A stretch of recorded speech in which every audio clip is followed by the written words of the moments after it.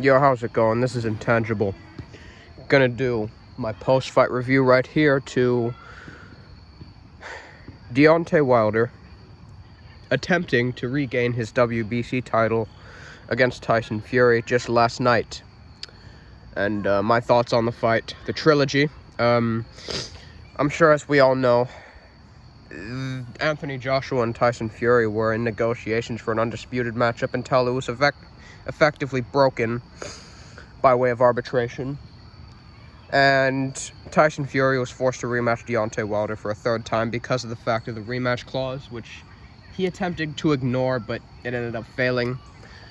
And Joshua was obviously forced to fight Usyk, in which Usyk managed to end up victorious against Joshua. In the case of Tyson Fury versus Deontay Wilder, well, they were originally slated to fight on July the 24th until, whether fictitiously or not, Fury was reported to have contracted COVID, he and his team, that is, and ultimately the fight was pushed back to October the 9th, which was yesterday. And they fought yesterday, and I made my prediction a couple of days ago.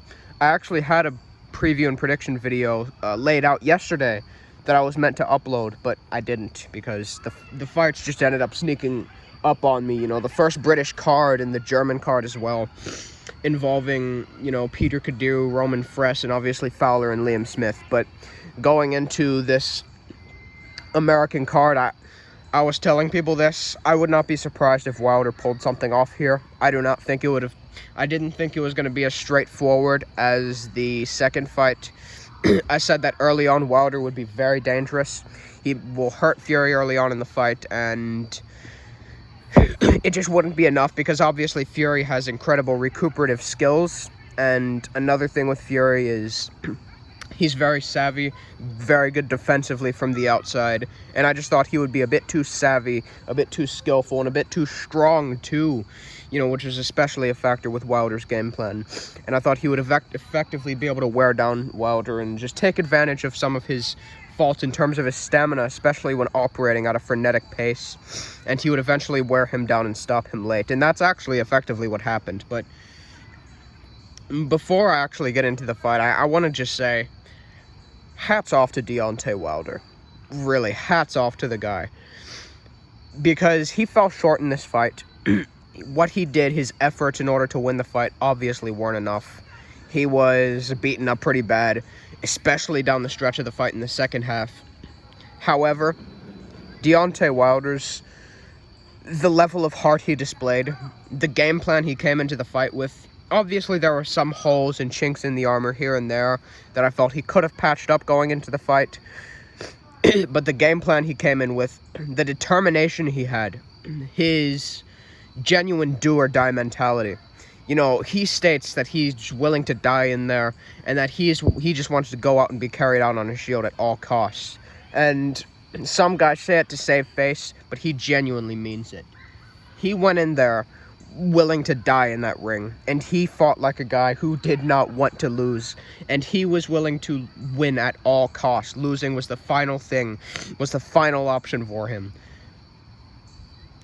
What a fight that was. Now, what I will say is, I didn't really think Wilder had to improve fundamentally on this fight. I think a lot of the reason why Wilder succeeded a bit more in this fight than in the second fight is he was prepared for what Tyson Fury actually brought to the table. And another thing is Malik Scott actually prepared him pretty well for the fight. And the game plan Malik Scott laid out for him and things of that nature, it was actually a pretty good game plan. Ultimately, it fell short, but well, let's just get into it. So, round one, Wilder came out jabbing to Fury's body, very similarly as to how he was in the first and second fights. However, in this fight, he was much more authoritative. He was actually trying to command the center of the ring. He was fencing a little bit with his lead hand, but he was staying active. You know, unlike in the first and second fights where Fury's feints and activity were simply a bit too much for him and he managed to outwork him in those early rounds, Wilder's work rate was actually comparing with and even outdoing Fury's. So as a result, he was able to keep Fury at bay wasn't really allowing Fury to, use his weight and get up close with him. And I had him winning the first round. Second round was very close. Thought that round could have really went either way. I think that I gave that round to Wilder, though, actually. And in the third round, Wilder came out looking largely the same, but Fury started to adjust to him, started to hook off a bit with him, and started to use his length. So he was throwing his hooks, was throwing these arcing, clubbing shots at range, though, where Wilder couldn't really find his counters, and he was using his reach advantage to his advantage. And ultimately, he managed to land a right hand while he had Wilder against the ropes and sort of in an upright position, and he managed to floor him. And at that point, it was like, oh boy, this is going to go the same way as it did in the second fight. Wilder's not going to recover, because one thing I have to say is Wilder doesn't have a bad chin per se, but when he gets hurt, he doesn't exactly have amazing recuperative skills. And you could see in this fight, especially when he was hurt in the second half, when he got hurt, he just did not recover sufficiently, and he never really got his legs under him. And he also just does not really have the footwork or the foot speed to get away from Fury's shot. So that, along with his sort of lack of recuperative skills and stamina, stopped him from being able to make any sort of a comeback or add on to the damage he had already compiled. But by that point, through 4 rounds, I thought to myself, wow, Fury's gonna, through 3 rounds, Fury's just gonna do the same thing he did, because he knocked him down in the 3rd round the last time, and Wilder was also shaken from that point. No, that's not what happened at all. 4th round, Wilder comes out, fencing with the jab, but a bit more aggressive. Now, in the 3rd round, what I will say is Wilder seemed to get a bit desperate, knowing he put on the weight and was actually trying to engage Fury, seemingly from his camp, was trying to engage Fury a bit more at mid-range and exchange with him during the fight. It seemed like he wanted to try to get rid of him or something like that, but he got a bit more calm in the 4th round, got behind his jab, recuperated, and he landed an absolutely incredible straight right hand through Tyson Fury's guard. It pierced through Fury's right hand, was able to land actually on Fury's forehead. Now, if you look at that shot, Fury absorbed the shot well, tucked his chin, kept his hands up, and was able to he was able to absorb the blow with only his forehead, which is obviously the hardest and least vulnerable portion of your head. And yet he was still horrendously, dazzled, was shaken up badly, was staggered, and Wilder managed to knock him down. Fury was hurt all throughout the rest of the round, was able to mount a comeback in the final 10 seconds, but right afterwards, right after he got dropped, he got clipped again.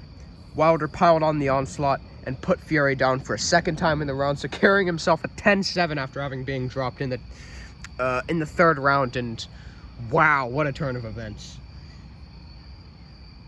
However, he never found the same success afterwards, and Tyson Fury was proved from that point forward to just have the better recuperative skills, have the better stamina. And in the 5th round, while it was competitive, Fury was able to bank in that round. The 6th round, especially at the end of that round, that's when Fury started to take over and pile on the onslaught. And that is where Wilder started to take a massive amount of damage. 7th round went to Fury. 8th round was pretty brutal. Fury was... that was around the time where I thought to myself that they should consider stopping this fight, because Wilder was taking an absolute pasting in that 8th round, was getting beat up badly, had no answers.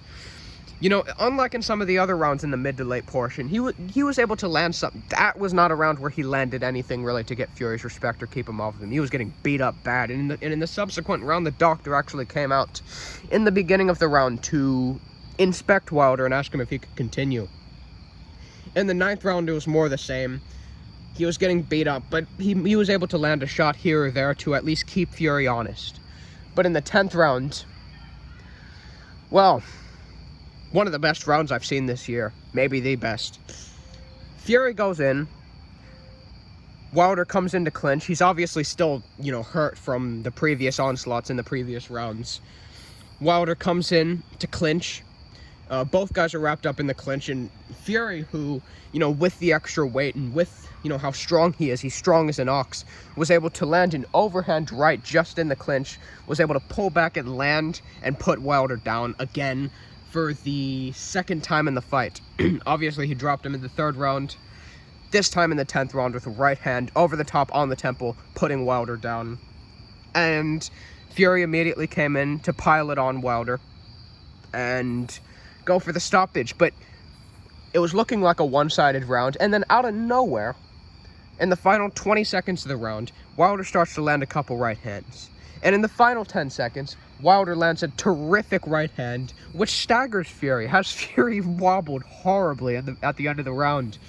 And he manages to make a comeback. And, even in those portions of the fight where you're thinking to yourself, they need to throw in the towel, the referee needs to step in, you get reminded why Wilder wants to go out on his shield. He wants to go out before...